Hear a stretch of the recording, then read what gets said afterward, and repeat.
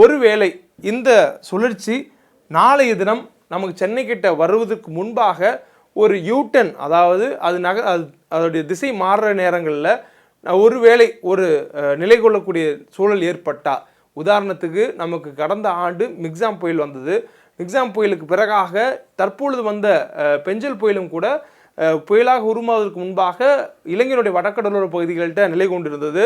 அதே போன்று நிலப்பரப்புக்குள்ளே வந்து கரையை கடந்த பிறகாக புதுவைக்கு உள்ள கரையை கடந்தும் கூட அது நிலத்தில் நிலை கொண்டிருந்தது.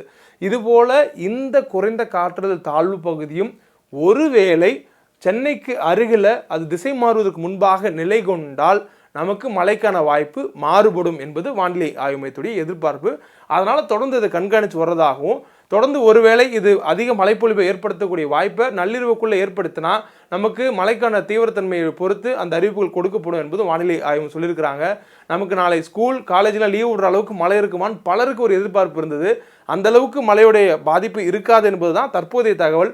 ஒருவேளை நம்ம சொன்னது போல் மிக்ஸாம் புயலை பற்றியோ அல்லது பெஞ்சல் புயலை போலவோ இது கரைக்கிட்ட வந்து ஒரு நிலை கொள்ளக்கூடிய நிலைமை இருந்தால் நமக்கு மழைக்கான வாய்ப்பு தீவிரமடைந்தால் அதற்கேற்ற முன்னறிவிப்புகளை வானிலை ஆய்வும் சொல்லுவாங்க.